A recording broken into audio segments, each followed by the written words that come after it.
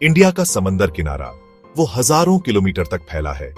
इतने बड़े पानी वाले एरिया को प्रोटेक्ट करना और इंडियन ओशन में पावर दिखाना, इसके लिए स्ट्रांग नेवी चाहिए। इस नेवी पावर के बीच में है इंडिया के एयरक्राफ्ट कैरियर्स आईएनएस विक्रमादित्य और आईएनएस विक्रांत। ये बड़े बड़े वॉरशिप सिर्फ शिप्स नहीं है, ये तैरते हुए डिफेंस के शहर हैं जो जमीन से दूर जाके हवाई जहाज उड़ा और वापस ला सकते हैं। ये इंडिया की बढ़ती हुई नेवी पावर का सिंबल है। ये वीडियो इन दोनों जहाजों के बारे में बताएगा, इनकी ताकत और इंडिया के डिफेंस में इनका क्या रोल है। आईएनएस विक्रमादित्य, जिसका पहले नाम एडमिरल गोर्शकोव था, वो एक सोवियत एयरक्राफ्ट कैरिंग क्रूजर था। 1980s में बना ये शिप 1987 में सोवियत नेवी में आया, लेकिन सोवियत यूनियन के टूटने के बाद इसका सर्विस खत्म हो गया। इंडिया ने अपनी नेवी को और स्ट्रांग बनाने का मौका देखा और 2004 में ये शिप खरीद लिया। रशिया में बहुत सारे बदलाव और मॉडर्नाइजेशन के बाद नए नाम आईएनएस विक्रमादित्य को 2013 में इंडियन नेवी में शामिल किया गया। इस शिप का पूरा ओवरहाल हुआ, इसके हल को मजबूत बनाया गया और इसके अंदर के सिस्टम्स को नए जमाने के हवाई जहाजों के हिसाब से मॉडर्न बनाया गया। ये रशियन और इंडियन इंजीनियर्स के दिमाग की ताकत दिखाता है और इंडो रशियन नेवी कोऑपरेशन का सिंबल है। आईएनएस विक्रमादित्य सिर्फ हवाई जहाज उड़ाने के लिए नहीं है, इसमें खुद के बचाव और हमला करने के लिए बहुत सारे हथियार हैं। एंटी शिप मिसाइल्स से बचाव के लिए इसमें बराक 8 एयर डिफेंस सिस्टम है। यह सिस्टम इजराइल और इंडिया ने मिलकर बनाया है, जो अलग अलग हवाई खतरों से बचाता है। दूसरे शिप्स और कोस्टल इलाकों पर हमला करने के लिए शिप में KH-35 anti ship cruise missiles हैं। ये सुपरसोनिक मिसाइल्स सैकड़ों किलोमीटर दूर तक मार कर सकती हैं, जिससे विक्रमादित्य को हमला करने की बड़ी ताकत मिलती है। इन हथियारों के अलावा शिप में पास की लड़ाई के लिए कई तरह की बंदूकें और टॉर्पीडोज भी हैं। किसी भी एयरक्राफ्ट कैरियर की असली ताकत उसके हवाई जहाजों में होती है और आईएनएस विक्रमादित्य भी इससे अलग नहीं है। ये शिप 36 हवाई जहाज ले जा सकता है, जिनमें फाइटर जेट्स, हेलीकॉप्टर्स और एयरबोर्न अर्ली वार्निंग एयरक्राफ्ट शामिल हैं।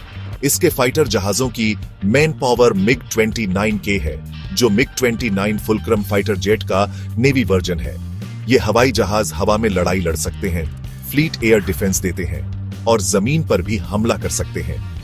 MiG-29K के अलावा विक्रमादित्य में कामोव K-31 हेलीकॉप्टर्स भी हैं।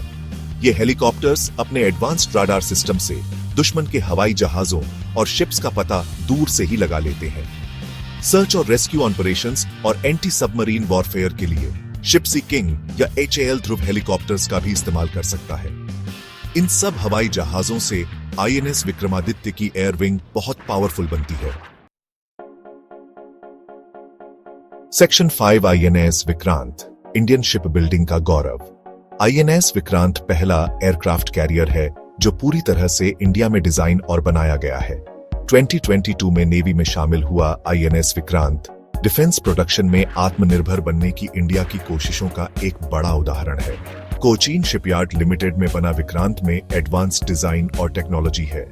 इसका डिजाइन स्टेल्थ पर जोर देता है, जिससे राडार इसे आसानी से पकड़ नहीं पाता। इससे दुश्मन के राडार सिस्टम्स के लिए शिप का पता लगाना मुश्किल हो जाता है। इसके अलावा शिप में एक state of the art digital combat management system है, जो इसके सभी सेंसर्स और हथियारों को कनेक्ट करता है, जिससे नेवी ऑपरेशंस के दौरान अच्छे से कमांड और कंट्रोल हो पाता है। आईएनएस विक्रांत एक मॉडर्न वॉरशिप होने के नाते कई तरह के हथियारों और सेंसर्स से लैस है। एयर डिफेंस के लिए Vikrant Barak 8 long range surface to air missiles और Russian AK-630 close in weapon system का इस्तेमाल करता है। बराक 8 सिस्टम हवाई जहाजों और मिसाइल्स से बचाता है, जबकि AK-630 आखिरी बचाव के रूप में काम करता है। एंटी शिप और जमीन पर हमला करने के लिए विक्रांत में ब्रह्मोस सुपरसोनिक क्रूज मिसाइल्स हैं। ब्रह्मोस इंडो रशियन कोलैबोरेशन का नतीजा है और दुनिया की सबसे तेज और सबसे काबिल क्रूज मिसाइल्स में से एक है, जो सैकड़ों किलोमीटर दूर तक निशाना लगा सकती है। इससे विक्रांत को दुश्मन के वॉरशिप्स और जमीनी ठिकानों पर हमला करने की ताकत मिलती है।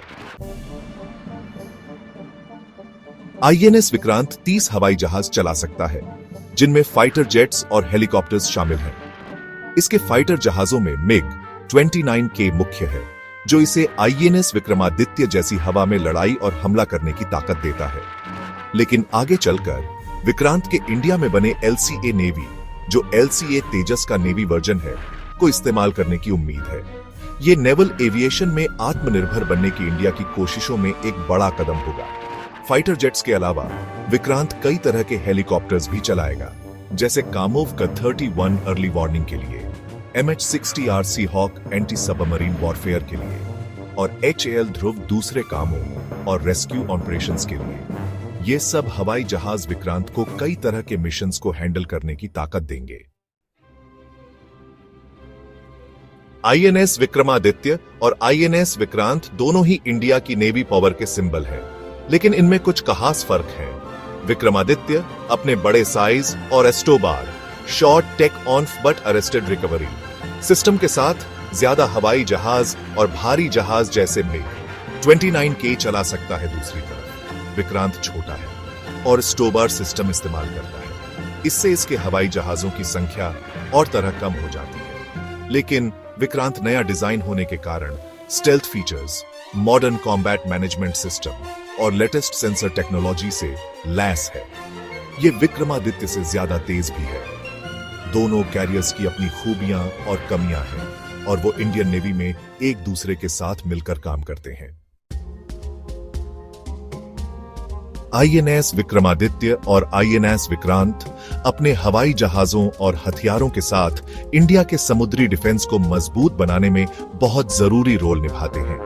ये इंडियन नेवी को दूर तक पावर दिखाने की ताकत देते हैं, दुश्मनों को रोकते हैं और इंडियन ओशन में इंडिया के हितों की रक्षा करते हैं। इनकी मौजूदगी से इंडियन नेवी को इंडियन ओशन पर नजर रखने और खतरों से निपटने में मदद मिलती है। इसके अलावा ये कैरियर्स मुसीबत के समय मदद पहुंचाने और रेस्क्यू ऑपरेशंस में भी काम आते हैं। जैसे जैसे इंडिया एक समुद्री पावर के रूप में आगे बढ़ रहा है, आईएनएस विक्रमादित्य और आईएनएस विक्रांत देश के हितों की रक्षा करने में और भी जरूरी रोल निभाएंगे।